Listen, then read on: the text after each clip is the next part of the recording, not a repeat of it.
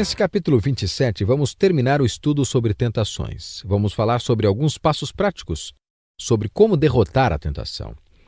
E só me deixe dizer que eu acho que você vai se encorajar através disso, porque sempre há uma saída. Às vezes você acha, sabe, Rick, eu estou passando por algo que ninguém passou. Mas a Bíblia diz que isso não é verdade. A Bíblia diz, não sobreveio a vocês tentação que não fosse comum aos homens. Deus é fiel.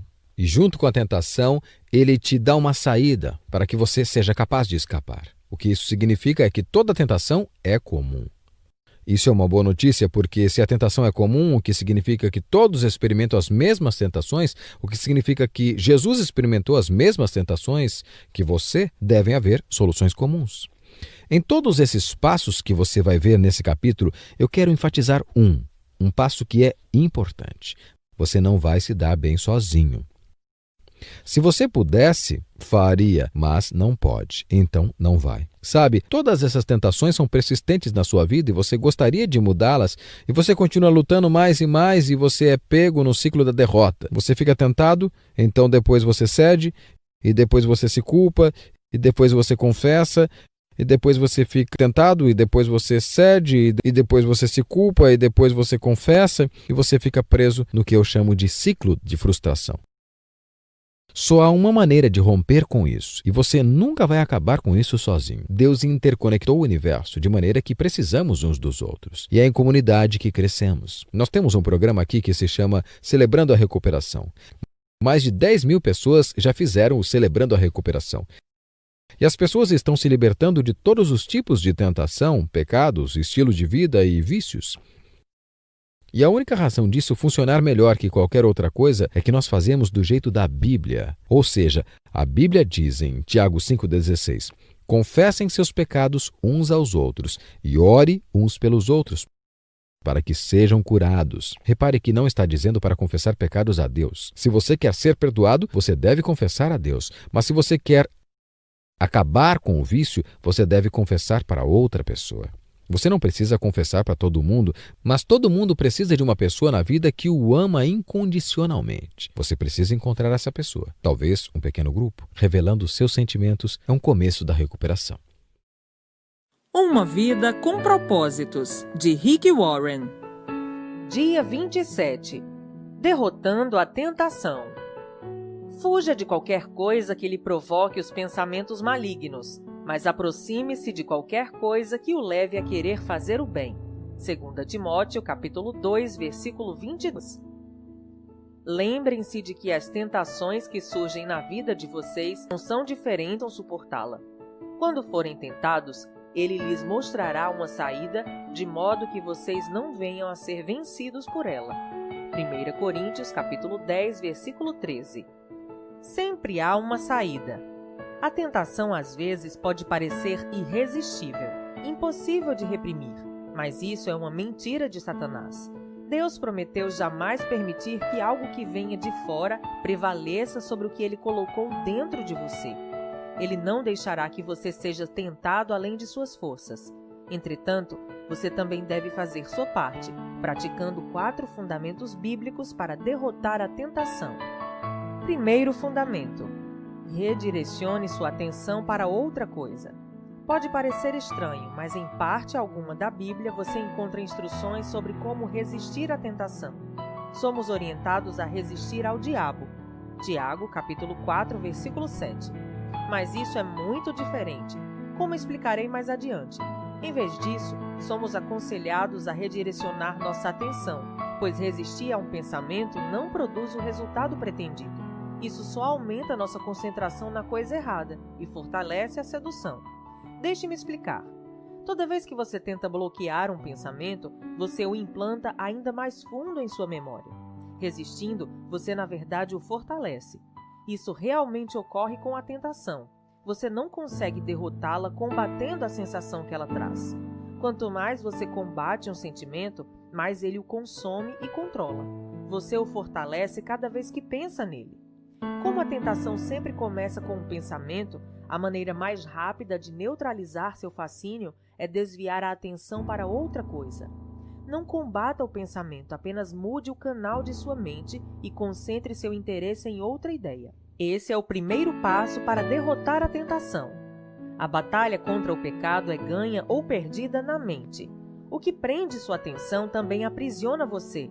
Por isso Jó declara: fiz um pacto com os meus olhos, jamais olhar com cobiça para uma jovem. Jó, capítulo 31, versículo 1. Davi orou: não me deixes ficar pensando em coisas sem valor. Salmo 119, versículo 37. Já se sentiu subitamente faminto depois de assistir a um anúncio de comida na televisão?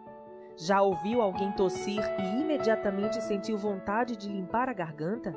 Já presenciou alguém dando um grande bocejo e sentiu o impulso de bocejar? Você talvez esteja bocejando enquanto lê isso. É o poder da sugestão. Movemo-nos naturalmente para onde dirigimos nossa atenção. Quanto mais você pensa a respeito de alguma coisa, com mais força ela se apodera de você.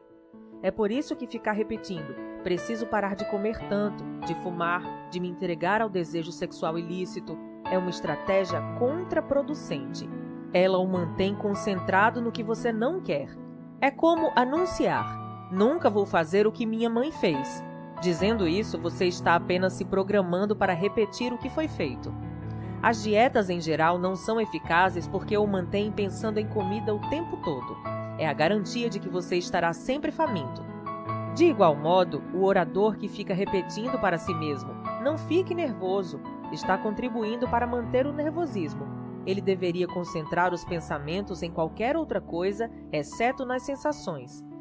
Poderia concentrar-se em Deus, na importância do discurso ou nas necessidades dos que irão ouvi-lo. A tentação começa capturando sua atenção, e o que prende a atenção desperta emoções. Estas, por sua vez, estimulam seu comportamento e você age de acordo com o que sente. Quanto mais você se concentra em não querer algo, com mais força isso a envolverá em sua teia. Ignorar a tentação é muito mais eficaz que combatê-la. Se a mente estiver focada em outra coisa, a tentação perde o domínio. Então, quando a tentação o chamar ao telefone, não discuta com ela, apenas desligue. Às vezes, isso significa sair fisicamente de uma situação tentadora. Trata-se de uma ocasião em que não é errado fugir. Levante-se e desligue o televisor. Afaste-se do grupo que está fofocando. Saia do cinema no meio do filme. Para evitar o ferrão, afaste-se das abelhas. Faça o que for necessário para desviar a atenção e concentrá-la em algo legítimo. Da perspectiva espiritual, a mente é o órgão mais vulnerável. Para reduzir a tentação, mantenha-se ocupado com a palavra de Deus e com pensamentos bons. Você derrota os maus pensamentos pensando em algo melhor. É o princípio da substituição. Você vence o mal com o bem. Romanos capítulo 12, versículo 21. Satanás não pode atrair sua atenção quando sua mente está preocupada com outra coisa. É por isso que a Bíblia insiste em que mantenhamos a mente direcionada. Fixem seus pensamentos em Jesus. Hebreus capítulo 3, versículo 1. Lembre-se de Jesus Cristo. 2 Timóteo capítulo 2, versículo 8. E encham a mente de vocês com tudo que é bom e merece elogios, isso é, tudo que é verdadeiro, digno, correto, puro, agradável e decente. Filipenses capítulo 4, versículo 8. Se você realmente pretende derrotar a tentação, então deve controlar a mente e avaliar o que absorve da mídia. O homem mais sábio que já viveu advertia: tenha cuidado com o que você pensa, pois a vida é dirigida pelos pensamentos. Provérbios capítulo 4, versículo 23. Não permita que indignidades penetrem-lhe a mente por falta de critério. Seja seletivo. Escolha cuidadosamente em que pensar. Siga o exemplo de Paulo. Mantemos cativo todo o pensamento e, dominando-o, fazemos com que ele obedeça a Cristo. 2 Coríntios capítulo 10, versículo 5. Isso exige uma vida inteira de prática, mas com a ajuda do Espírito Santo, você pode estabelecer sua forma de pensar. Segundo, revele sua luta a um amigo espiritual ou a um grupo de apoio. Não será necessário contar para todo mundo, mas você precisa pelo menos de uma pessoa com quem possa abertamente compartilhar sua luta. A Bíblia diz: é melhor ter um amigo que ficar sozinho. Se você cai, seu amigo pode ajudá-lo a levantar-se. Mas se você cai sem ter um amigo por perto, está realmente em dificuldades. Eclesiastes capítulo 4, versículos 9 e 10. Deixe-me ser claro. Se você está perdendo a batalha contra um mau hábito, um vício ou uma tentação constantes e está tolhido num ciclo repetitivo de intenção, fracasso e culpa, entenda que não irá se recuperar por conta própria. Você precisa da ajuda de outras pessoas. Algumas tentações são vencidas somente com o auxílio de alguém que ore por você, que o incentive e que o responsabilize por seus atos. O plano de Deus para seu crescimento e libertação inclui outros cristãos. A comunhão honesta e verdadeira é o antídoto para a luta solitária contra os pecados, que não dão trégua. Deus diz que essa é a única maneira de escapar. Confessem os seus pecados uns aos outros e façam oração uns pelos outros, para que vocês sejam curados. Tiago, capítulo 5, versículo 16. Você realmente quer ser curado daquela sensação recorrente que o derrota continuamente? A solução de Deus é simples. Não a reprima, confesse. Não a oculte, revele. Expor os sentimentos é o início da cura. Esconder a dor só a intensifica. Os problemas crescem na escuridão, tornando-se cada vez maiores, mas retrocedem quando expostos à luz da verdade. As enfermidades têm a medida dos segredos. Então tire a máscara, pare de fingir ser perfeito e venha para a liberdade. Na Igreja Saddleback, temos visto o impressionante poder desse princípio para destruir o domínio de tentações constantes e de vícios aparentemente incorrigíveis por meio do programa que desenvolvemos, chamado Celebrando a Recuperação. É um processo bíblico de recuperação em 8 etapas, baseado nas bem-aventuranças de Jesus e construído em torno de pequenos grupos de apoio. Nos últimos 10 anos, mais de 5.000 vidas foram libertas de todo tipo de hábitos obsessivos, danos emocionais, vícios. Hoje, o programa é utilizado em milhares de igrejas. Recomendo-o fervorosamente à sua igreja. Satanás quer que você pense que seu pecado e sua tentação são exclusivos e que por isso deve mantê-los em segredo. A verdade é que estamos todos no mesmo barco. Todos combatemos as mesmas tentações e todos pecaram. Milhões de pessoas sentem o que você está sentindo e enfrentam as mesmas lutas que você está enfrentando. O motivo pelo qual escondemos nossos pecados é o orgulho. Queremos que os outros pensem que nós temos tudo sob controle. A verdade é que qualquer assunto sobre o qual você não possa falar já está fora de controle. Problemas financeiros, casamento, crianças, pensamentos, sexualidade, hábitos secretos ou qualquer outra coisa. Se você pudesse resolvê-lo sozinho, já o teria feito, mas não pode. Nessa situação, decisões pessoais e força de vontade não são suficientes. Alguns problemas estão profundamente arraigados, tornaram-se rotineiros e cresceram demais. Não há como solucioná-los por conta própria. Você precisa de um grupo de apoio ou de um parceiro que se sinta responsável por você, que o incentive e apoie, que ore por você, que o ame incondicionalmente e que o mantenha na linha. Depois, você pode fazer o mesmo por ele ou por eles. Sempre que alguém confia em mim dizendo "nunca contei isso a ninguém", fico entusiasmado com aquela pessoa, porque sei que ela está para experimentar um grande alívio e libertação. A válvula de pressão está para ser aberta e pela primeira vez se vislumbra uma esperança. Isso sempre acontece quando fazemos o que Deus nos manda fazer. Quando admitimos a um amigo cristão e temente a Deus que temos um problema. Deixe-me fazer uma pergunta difícil. O que você finge não ser um problema em sua vida? De que assunto você tem medo de falar? Você não irá resolver esse problema sozinho. Sim, é humilhante admitir fraquezas perante outra pessoa, mas é exatamente a falta de humildade que o impede de melhorar. A Bíblia diz: Deus se opõe aos orgulhosos, mas favorece os humildes. Portanto, humilhem-se diante de Deus. Tiago, capítulo 4, versículos 6 e 7. Terceiro, resista ao diabo. Após termos nos humilhado e nos submetido a Deus, somos orientados a desafiar o diabo.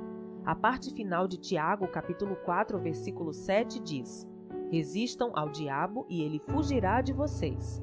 Não nos resignemos passivamente diante de seus ataques. Devemos contra-atacar. O Novo Testamento descreve muitas vezes a vida cristã como uma batalha espiritual contra as forças do mal, utilizando termos que aludem à guerra, como batalha, conquistar, luta e superar. Os cristãos são muitas vezes comparados a soldados que atuam em território inimigo. Como podemos resistir ao diabo? Paulo explica: revista-se da salvação como seu capacete e tomem a espada do Espírito, que é a palavra de Deus. Efésios capítulo 6, versículo 17. O primeiro passo é aceitar a salvação de Deus. Você não será capaz de dizer não ao diabo a menos que tenha dito sim a Cristo. Sem Cristo, não temos defesas contra o diabo, mas com o capacete da salvação, nossa mente é protegida por Deus. Lembre-se disso. Se você é cristão, Satanás não pode obrigá-lo a fazer coisa alguma, pode apenas sugerir. O segundo passo é usar a palavra de Deus como arma contra Satanás. Jesus deu exemplo quando foi tentado no deserto. Sempre que Satanás apresentava uma tentação, Jesus reagia citando as Escrituras. Ele não discutiu com Satanás. Ele não disse, não estou com fome, quando foi tentado a usar seu poder para suprir uma necessidade pessoal. Ele simplesmente citou as Escrituras, que havia memorizado. Devemos fazer o mesmo. Há poder na palavra de Deus e Satanás a teme. Jamais tente argumentar com o diabo. Ele argumenta melhor que você, pois teve milhares de anos para praticar. Você não pode blefar com Satanás, nem convencê-lo com sua lógica, nem impor sua opinião, mas pode usar a arma que o faz tremer, a verdade de Deus. É por isso que memorizar as Escrituras é absolutamente essencial para derrotar as tentações. Você poderá acessá-la rapidamente quando for tentado. Assim como Jesus, você terá a verdade guardada no coração, pronta para ser usada. Se você não sabe nenhum versículo bíblico de cor, sua arma está sem munição. Convido a memorizar um versículo por semana, até o fim de sua vida. Imagine como você ficará mais forte. Quarto, esteja ciente de sua vulnerabilidade. Somos advertidos em nunca ficarmos arrogantes ou confiantes demais. Essa é a receita para o desastre. Jeremias declara: o coração é mais enganoso que qualquer outra coisa e sua doença é incurável. Jeremias capítulo 17, versículo 9. Isso significa que somos bons em enganar a nós mesmos. Nas circunstâncias adequadas, qualquer um de nós é capaz de qualquer pecado. Não devemos jamais baixar a guarda e imaginar que somos imunes à tentação. Não se ponha por descuido em situações que atraiam tentações. Evite-as. Leia lá em Provérbios capítulo 14, versículo 16. Lembre-se de que é mais fácil manter-se fora das tentações que sair delas. A Bíblia diz: não sejam tão ingênuos e autoconfiantes. Vocês não são diferentes. Podem fracassar tão facilmente como qualquer um. Nada de confiar em vocês mesmos. Isso é inútil. Mantenham a confiança em Deus. 1 Coríntios capítulo 10, versículo 12. Dia 27. Pensando sobre meu propósito de vida. Tema para reflexão: sempre há uma saída. Versículo para memorizar: Deus é fiel. Ele impedirá que a tentação se torne tão forte que vocês não possam suportá-la. Quando forem tentados, Ele lhes mostrará uma saída, de modo que vocês não venham a ser vencidos por ela. 1 Coríntios capítulo 10, versículo 13. Pergunta para meditar: a quem posso pedir que seja meu parceiro espiritual, para me ajudar em oração a derrotar uma tentação constante? Até o próximo áudio.